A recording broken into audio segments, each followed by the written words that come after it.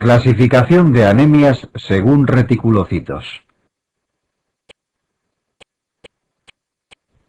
Los reticulocitos expresan dentro de ciertos límites el grado de función de la médula ósea respecto a la serie roja, y según ello, permiten clasificar a las anemias en dos grupos: las situaciones donde los reticulocitos están incrementados, o anemias regenerativas, y aquellas en las que no lo están, o hiporregenerativas.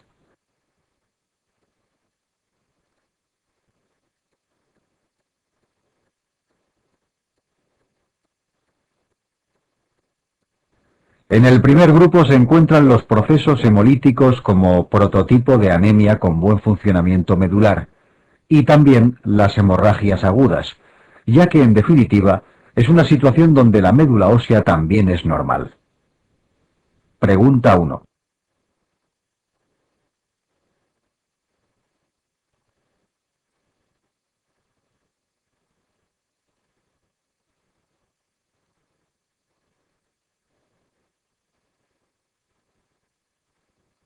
En el grupo de las anemias hiporregenerativas, reticulocitos normales o disminuidos, se encuentran a su vez otros dos subgrupos. Por una parte, enfermedades medulares donde falla la producción eritrocitaria, prototipo de las cuales puede ser la aplasia, y por otra, los trastornos carenciales. Hay que entender que si un proceso carencial es tratado de forma correcta, el incremento en la función medular se traducirá en un aumento de reticulocitos sanguíneos, lo que es a su vez el primer cambio en el hemograma con el tratamiento.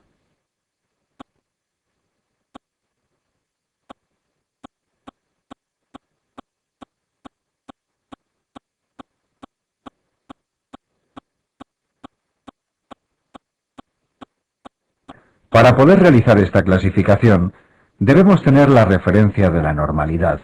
La información sobre los reticulocitos se puede expresar en el hemograma en porcentaje. En condiciones normales de 100 glóbulos rojos sanguíneos, 1 o 2 son reticulocitos, o en concentración, al igual que el resto de células sanguíneas, siendo los límites normales 40.000 y 90.000 por microlitro.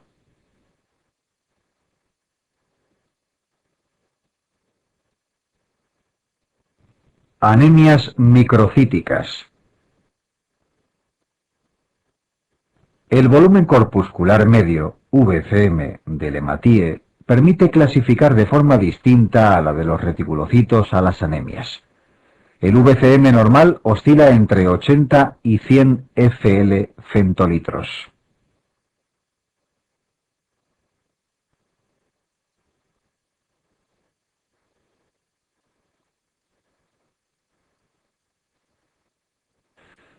Las anemias con hematíes de pequeño tamaño o microcíticas pueden deducirse de la observación de cómo es un hematíe maduro, es decir, una célula carente de organelas y cuyo tamaño final depende fundamentalmente de su contenido de hemoglobina.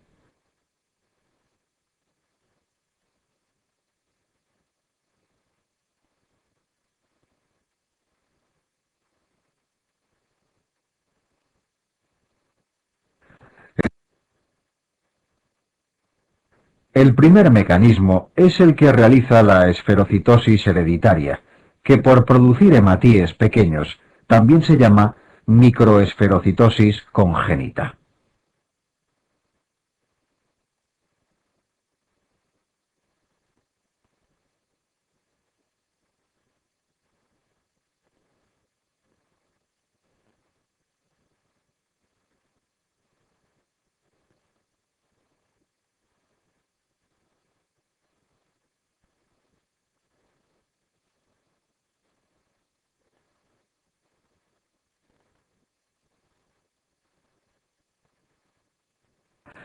El segundo mecanismo es producido por alteraciones en los componentes de la hemoglobina, el hierro, el Hem o las cadenas de globina.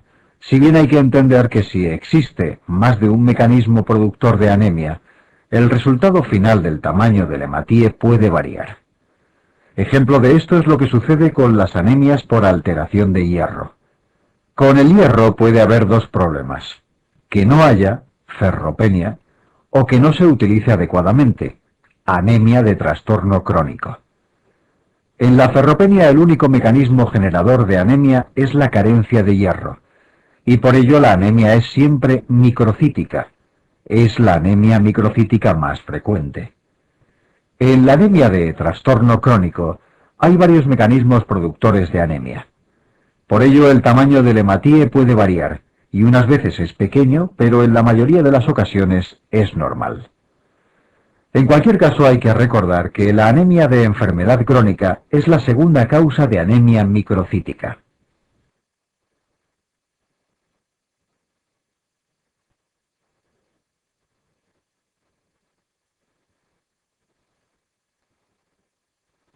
La disminución de síntesis de Hem ocasiona las anemias sideroblásticas, así denominadas por presentar en la médula ósea incremento de precursores eritroides con exceso de hierro, sideroblastos.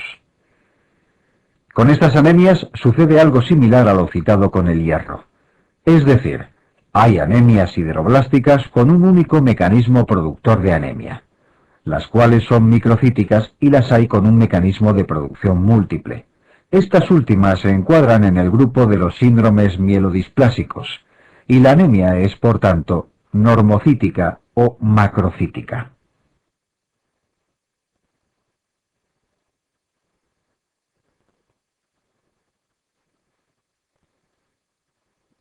La disminución de síntesis de cadenas de globina produce las talasemias, que son las más microcíticas de todas.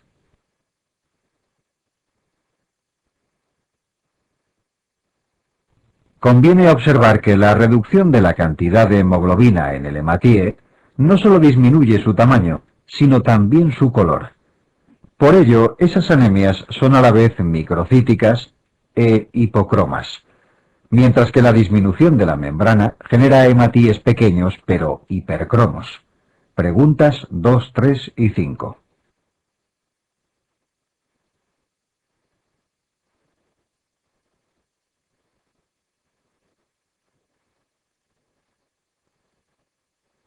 Anemias macrocíticas.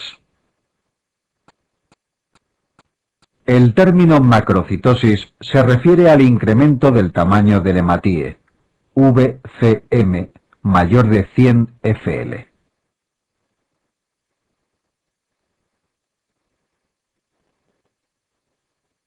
Hay dos grupos de anemias macrocíticas: las megaloblásticas, aquellas que tienen precursores de gran tamaño en médula ósea, y las no megaloblásticas. Por tanto, estamos hablando de dos conceptos que, aunque pueden coexistir, no significan lo mismo. Macrocitosis es un concepto sanguíneo, del hemograma, y megaloblastosis es un concepto medular.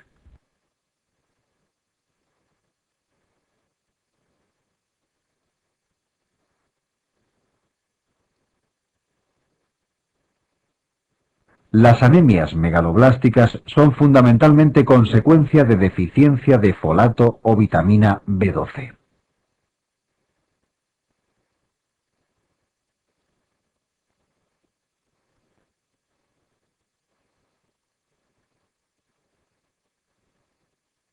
Las anemias macrocíticas no megaloblásticas son principalmente enfermedades de la propia médula ósea.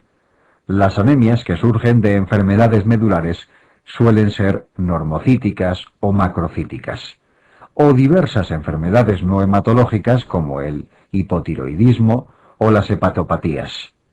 Preguntas 2, 5 y 8.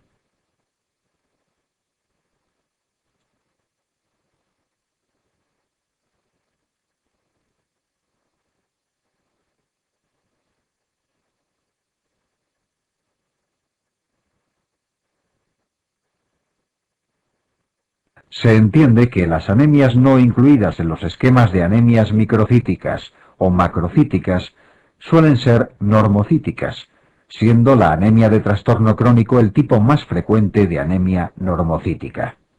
Pregunta 4.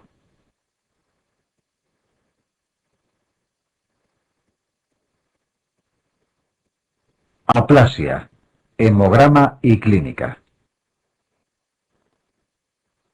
El hemograma típico de la aplasia presenta los siguientes datos básicos. VCM normal o incrementado, siguiendo la norma general de que las anemias que proceden de enfermedades medulares son normocíticas o macrocíticas. Pregunta 12.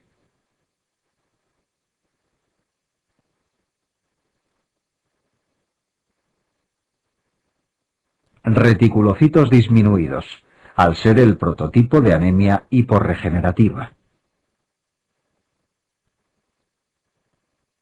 Frotis carente de datos específicos.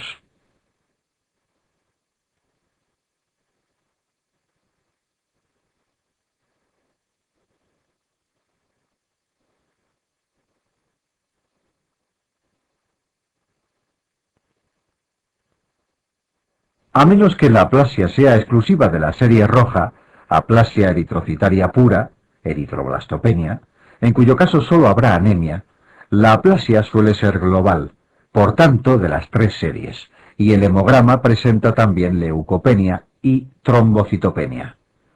La existencia de anemia, leucopenia y trombocitopenia, pancitopenia, es propia por tanto de la aplasia, pero en ningún caso patonomónica, ya que es un hecho que se puede producir en otras situaciones tales como el hiperesplenismo, la hemoglobinuria paroxística nocturna, las mielodisplasias o las leucemias agudas. Pregunta 13. Conviene, por tanto, no confundir los conceptos de pancitopenia, concepto del hemograma o sanguíneo, y aplasia, que como ahora veremos, es un concepto medular.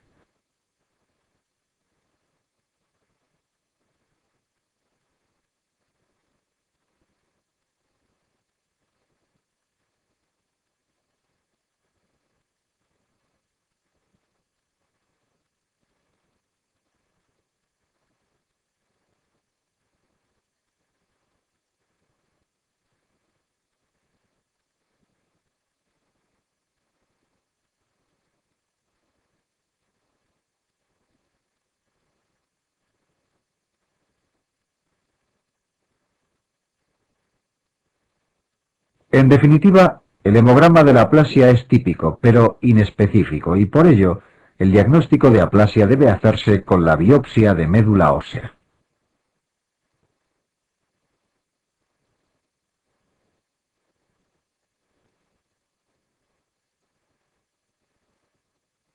También son inespecíficas las manifestaciones clínicas de la enfermedad derivadas de la carencia de células sanguíneas en forma de síndrome anémico, infecciones en caso de neutropenia grave y hemorragias si hay trombocitopenia severa. Importa recordar además que la aplasia no produce organomegalias y que, por tanto, la existencia de las mismas en pacientes con pancitopenia debería hacer pensar en otras posibilidades diagnósticas. Preguntas 11 y 14.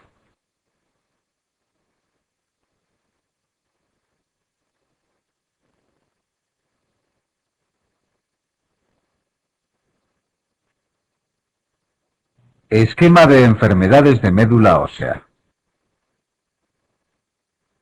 La médula ósea normal está constituida fundamentalmente por dos componentes: tejido hematopoyético, médula roja, y grasa, médula amarilla.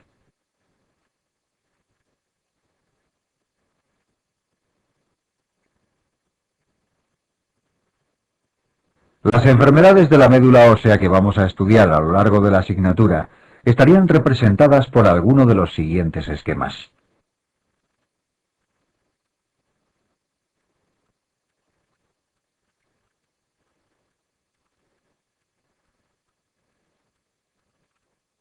El primero de ellos corresponde a la aplasia, donde se observa una atrofia del tejido hematopoyético y por tanto una médula casi exclusivamente grasa.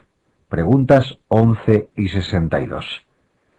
Ya hicimos referencia al hecho de que el concepto de aplasia es un concepto medular, atrofia del tejido hematopoyético, y de que por tanto, para el diagnóstico de aplasia debe hacerse una biopsia de médula ósea.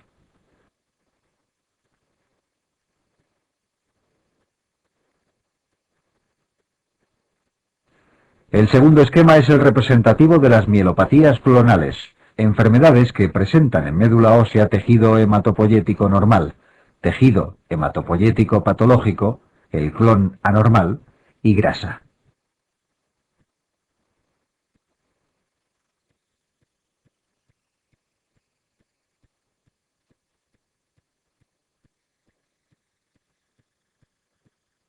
El tercer esquema sería el de las enfermedades genéticas congénitas de la médula ósea, como es el caso de la talasemia o la drepanocitosis graves.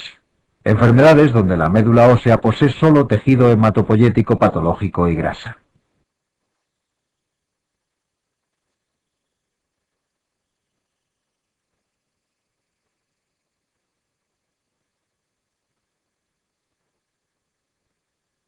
Se deduce, obviamente, de los anteriores esquemas que las únicas enfermedades medulares que se beneficiarían de un trasplante autólogo de precursores hematopoyéticos serían las mielopatías clonales, precisándose para las enfermedades de los otros dos esquemas un trasplante alogénico. Pregunta 15.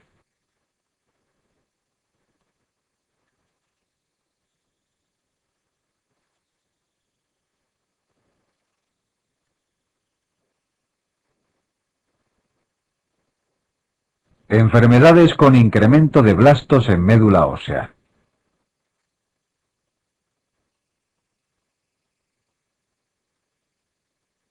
Volviendo a recordar la médula ósea normal y en concreto el tejido hematopoyético, este, a diferencia de la sangre, constituida por células maduras, está formado por células en diferentes estadios de maduración, que, de forma resumida, podrían concretarse en tres: blastos, las células más inmaduras; células en diversas fases de maduración intermedia; y células maduras, que son las únicas visibles en sangre en situación fisiológica.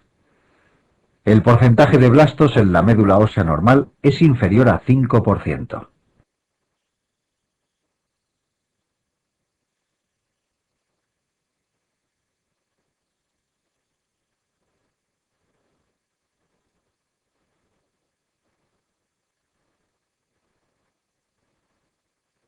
Enfermedades que presentan un incremento de blastos en médula ósea hay fundamentalmente de dos tipos: leucemias agudas y síndromes mielodisplásicos con exceso de blastos. Pregunta 11.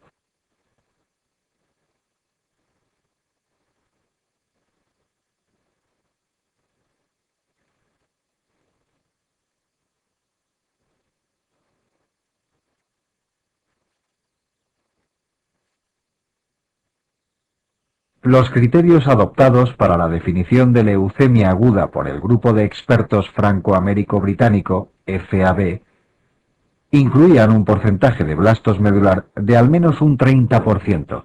El criterio actual de la OMS ha rebajado el porcentaje al 20%. Pregunta 47.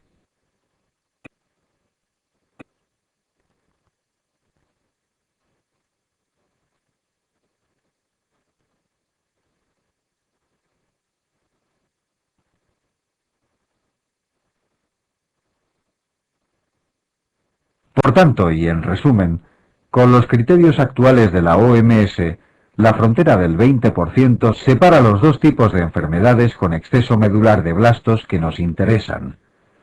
Conviene observar, y ya se profundizará en el tema, que no todos los síndromes mielodisplásicos tienen exceso de blastos en médula ósea.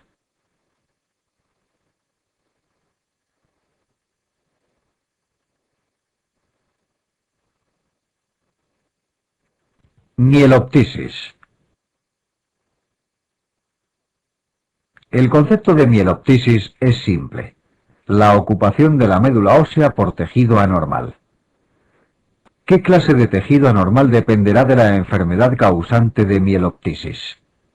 Al igual que sucede con otras anemias, habrá que diferenciar el mecanismo de la misma. Por ejemplo, ferropenia, de la enfermedad causante, por ejemplo, cáncer digestivo con sangrado crónico.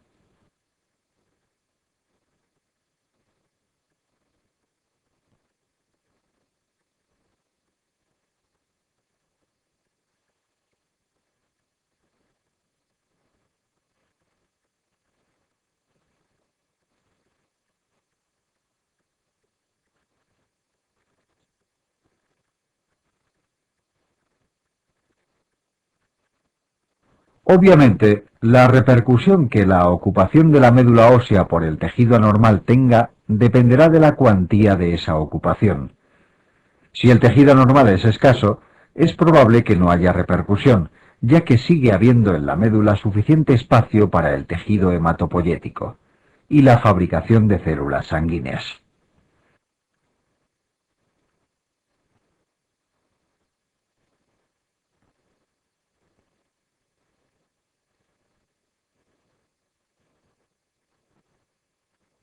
Con el incremento progresivo del tejido anormal, se va produciendo un conflicto de espacio con el tejido hematopoyético, que disminuye generándose citopenias que suelen empezar por la serie roja. Se producen más células rojas diariamente que leucocitos o plaquetas, y seguir por las otras.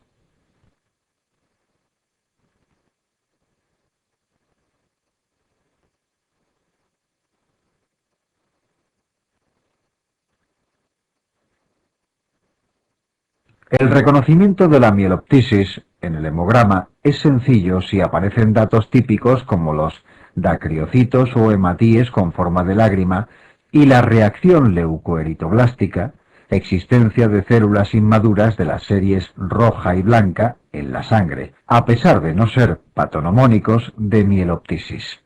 Preguntas 6 y 16.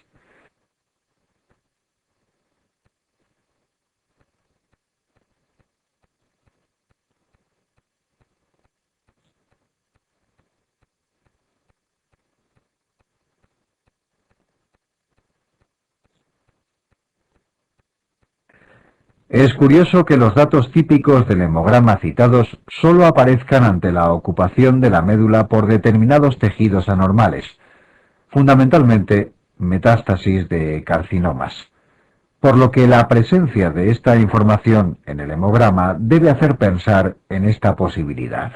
Otra enfermedad que tiene estos datos en el hemograma es la mielofibrosis agnogénica o con metaplasia mieloide.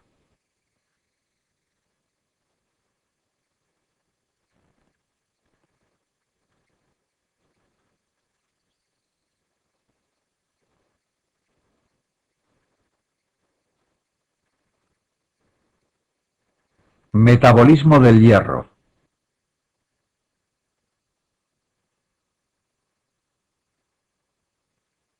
El hierro ingresa en el organismo por medio de los alimentos, donde suele encontrarse en forma iónica oxidada o férrica, que se absorbe mal en el intestino, por lo que debe ser transformado en hierro ferroso fundamentalmente por acción del ácido clorhídrico gástrico. En dicha forma se absorbe en tramos proximales del intestino delgado, duodeno y yeyuno proximal.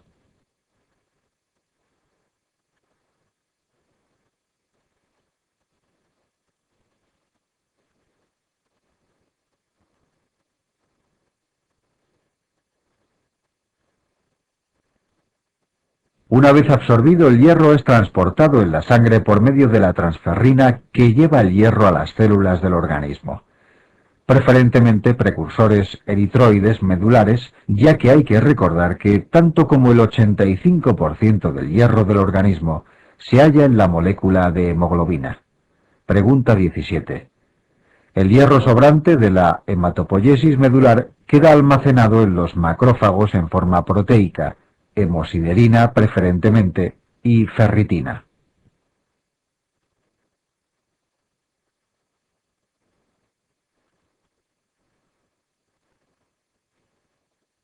Además de los depósitos medulares citados, existe depósito de hierro en macrófagos extramedulares de diversos órganos: hígado, bazo, ganglios linfáticos. Este hierro macrofágico, en situaciones de necesidad de hierro por el organismo, puede pasar a la sangre para, a su vez, dirigirse a la médula y ser empleado en la hematopoiesis.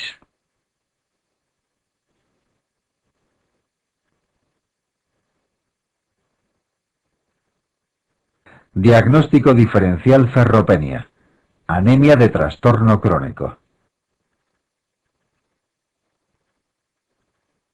Ante un paciente con anemia microcítica, las dos posibilidades más frecuentes, por orden, son la ferropenia y la anemia de los trastornos crónicos, por lo que el estudio de una anemia microcítica suele en la práctica comenzar por este diagnóstico diferencial.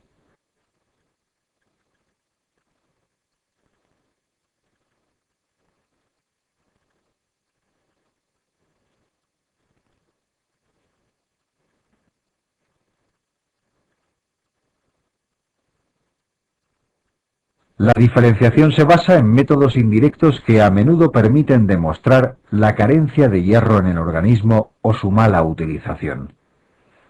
Estos datos indirectos son parámetros bioquímicos sanguíneos. Entender qué parámetros bioquímicos son útiles en esta diferenciación y cuáles no, pasa por revisar en qué manera se altera el metabolismo del hierro, en la ferropenia y en las enfermedades crónicas, es decir, el esquema anterior.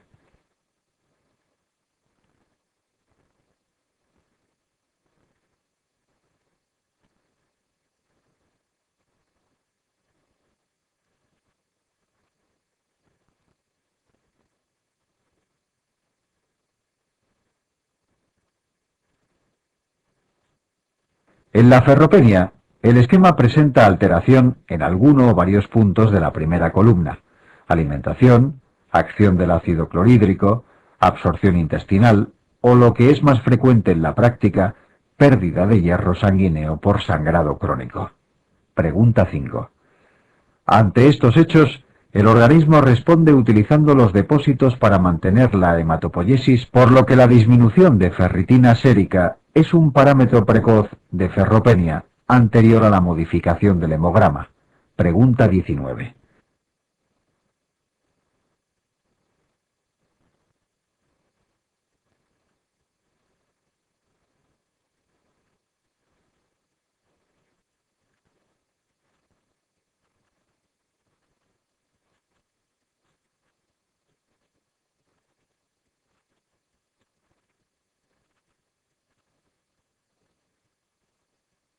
En la anemia de la enfermedad crónica, el problema en el esquema del metabolismo del hierro reside fundamentalmente en los macrófagos, que por una parte aumentan su captación de hierro sérico y por otra no permiten la cesión de hierro a los precursores eritroides ni a la sangre. Pregunta 22.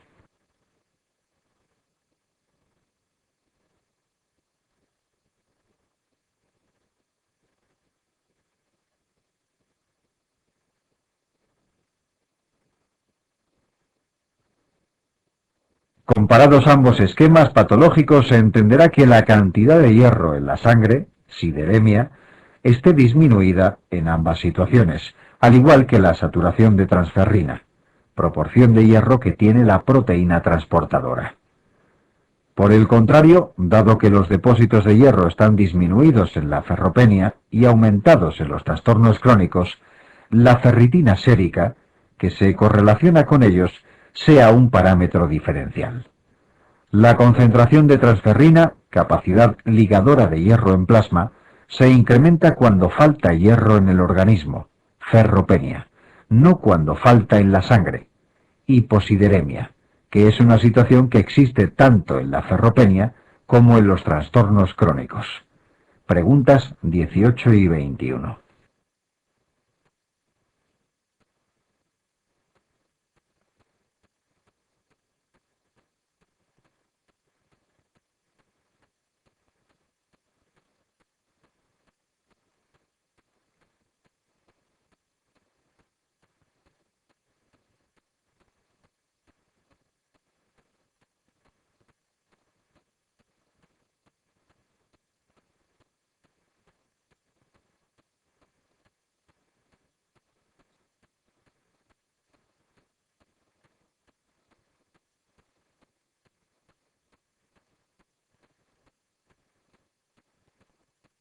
Sin embargo, hay que tener presente que estos parámetros indirectos se pueden modificar en otras situaciones. La transferrina depende para su síntesis de una adecuada nutrición y de la síntesis hepática, y la ferritina se comporta como un reactante de la sangre y por tanto se incrementa en procesos infecciosos, inflamatorios o neoplásicos. Por ello, la forma más exacta de diferenciar entre ambos tipos de anemia sería realizar un estudio de médula ósea, prueba rara vez imprescindible.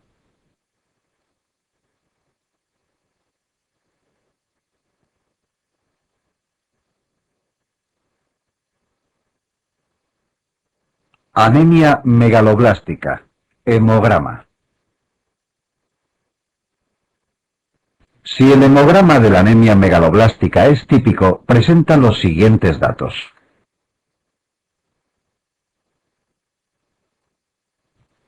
VCM incrementado, lo que no es patonomónico, puesto que hay anemias macrocíticas que no son megaloblásticas.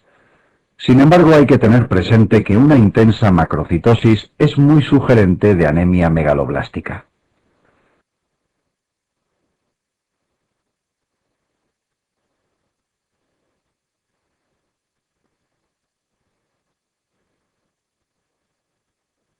Reticulocitos no incrementados, ya que se trata de un trastorno carencial. Si el paciente está siendo tratado, los reticulocitos pueden estar incrementados.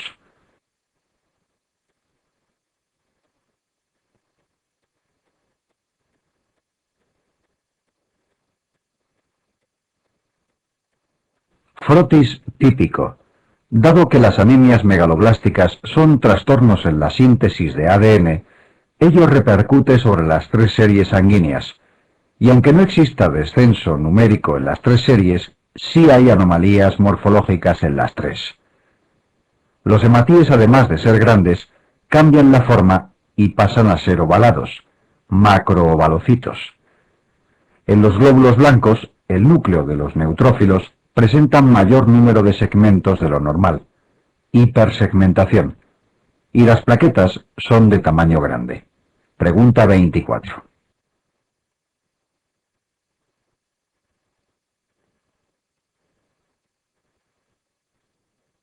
Por la repercusión que el proceso tiene sobre las tres series, aunque inicialmente hay anemia, posteriormente pueden aparecer otras citopenias sanguíneas, incluso pancitopenia.